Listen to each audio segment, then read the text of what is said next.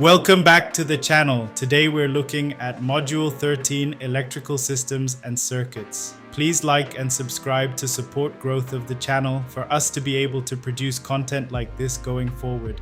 In this module, we shift our focus to the electrical side of Revit MEP and explore how the software handles equipment, devices, wiring, and circuiting inside a building model. We begin by looking at the different types of electrical components you'll encounter, things like fixtures, panels, distribution boards, and the devices that connect to them. Revit treats these elements as intelligent objects, each carrying the electrical data needed to build a coordinated system. From there, we move into the physical pathways that carry power, cable trays, conduits, and wiring. You'll see how Revit models these routes, how they interact with the building geometry, and how they help you visualize the electrical infrastructure long before installation. The module then introduces circuits, the heart of electrical design in Revit. You'll learn how devices are assigned to circuits, how loads are calculated, and how switch systems are created to reflect real-world electrical behavior. Revit automatically tracks connected loads, panel assignments, and circuit numbering, giving you a live, coordinated electrical model. Finally, we'll do the practical exercise where you'll work with electrical service type filters. These filters help you control visibility, isolate specific electrical systems, and manage complex layouts more efficiently. By the end of the module, you'll understand how Revit represents electrical equipment, how circuits are formed, and how the software keeps everything coordinated across the model. Create an electrical service type filter. Open the Revit model WFP-RME-13-Electrical A Step 1. Start by navigating to the ground floor plan.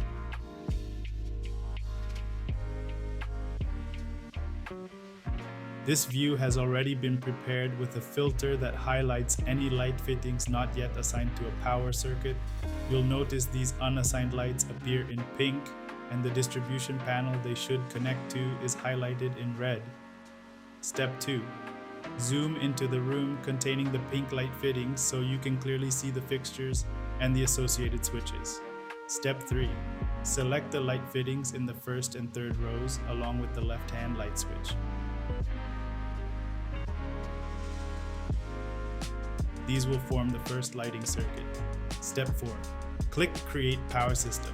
Revit groups the selected fittings and the switch into a system, showing blue dotted lines between them and a red dotted boundary around the entire group.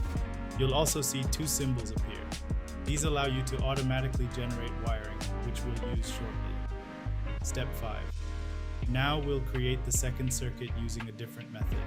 Start by selecting the first light fitting in the second row. Step 6. Create a single fixture system. Click Create Power System again. This time, Revit creates a system containing only that one fitting. Step 7. Add the remaining lights and switch.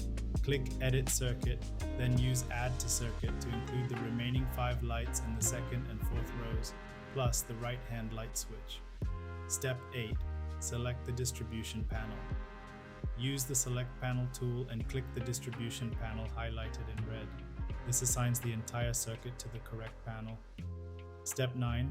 Finish editing the circuit. Click Finish Editing Circuit to confirm the system.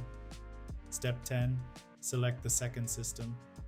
Hover over one of the fittings in the second group and press Tab until the entire system highlights. Click to select it. Step 11. Generate wiring automatically. Click the arc wire symbol to automatically generate wiring for the second system. Step 12. Select the first system. Now hover over one of the fittings in the first group and press Tab again to select that entire system. You'll see the red dotted lines reappear. Step 13. Assign the panel. Use Select Panel to assign this system to the same distribution panel as before. Step 14. Generate wiring for the first system. With the system still selected, click Arc Wire to automatically generate the wiring. Step 15. Create a switch system for the first group. Select the first and third rows of lights again, then click Create Switch System.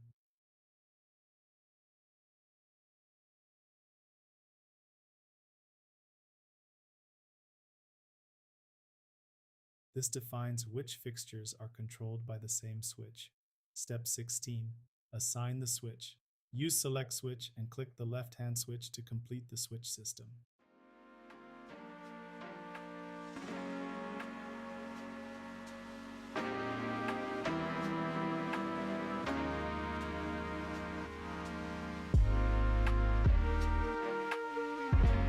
Step 17. Repeat for the second group.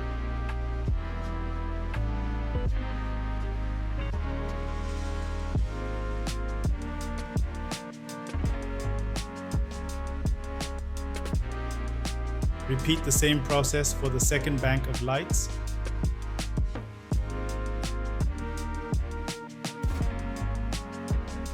Assigning them to the right-hand switch. Step 18. Open Visibility/Graphics.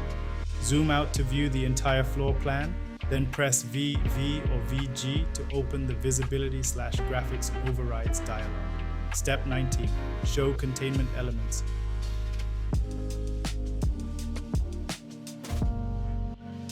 In the Model Categories tab, tick cable trays, cable tray fittings, conduits, and conduit fittings.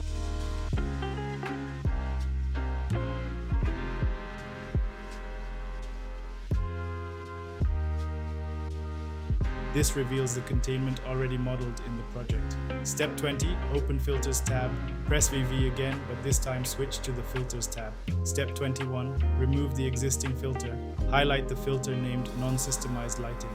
This is the filter that turned the unassigned lights pink, and click Remove. Step 22, add a new filter. Click Add, then click Edit/New to create a brand new filter. Step 23, create the filter containment LTG. Click New, name the filter containment LTG, and confirm.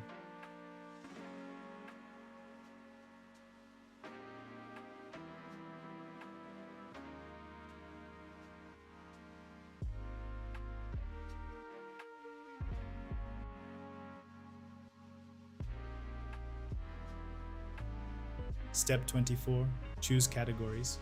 Select the following categories for the filter: cable trays, cable tray fittings, conduits, conduit fittings. Step 25, define the filter rule. Set the rule to filter by service type arrow contains arrow LTG. This identifies containment assigned to the lighting service.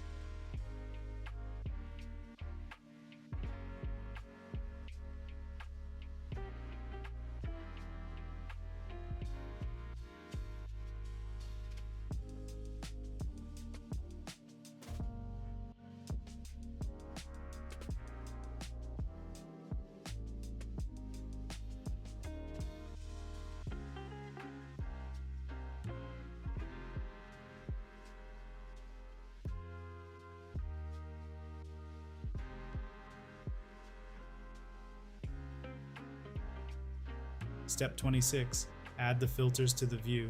Click OK, then add both containment LTG and the existing containment other filters to the view. Step 27, override colors. For each filter, override the projection/surface pattern. Containment LTG to solid magenta.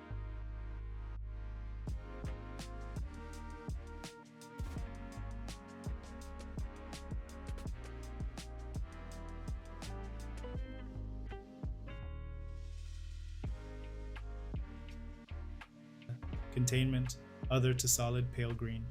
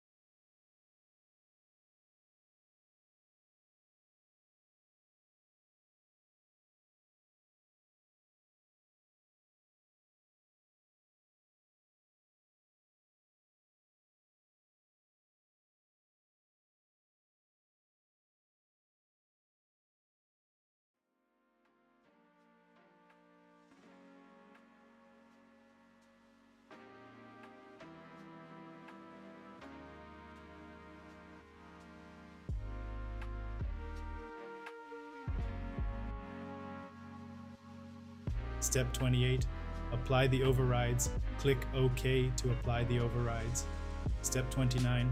View the result. You'll now see the cable trays colored according to their service type: magenta for lighting, pale green for everything else. Cable tray spur. Step 30. Select cable tray tool. From the Systems tab under the electrical panel, click Cable Tray. Step 31. Set service type and offset. In the Properties palette, set service type LTG offset 2700 millimeters. This ensures the new tray runs at the correct height. Step 32. Draw the spur. Starting at the wall beside the distribution panel, draw a tray across the corridor to meet the center line of the magenta tray. Because the existing tray is at 2600 millimeters, Revit automatically creates a short 45-degree transition with the correct fittings. Step 33. Review in section. Finally, open section 1 to view the new containment in elevation and confirm the vertical alignment. And that brings us to the end of the exercise for Module 13. You've just walked through the full workflow of creating lighting circuits, assigning panels, generating wiring, building switch systems, and applying service-based filters to organize your electrical containment. By now, you should have a solid understanding of how Revit handles electrical systems behind the scenes, how circuits behave, how containment is classified, and how filters can transform a busy drawing into a clear, readable design. These tools are the backbone of coordinated electrical modeling, and mastering them sets you up for more advanced workflows as your projects grow in complexity. If you found this walkthrough helpful, make sure to check out the next module in the series, where we continue building on these skills and explore even more of Revit's MEP capabilities. Thanks for watching, and I'll see you in the next one.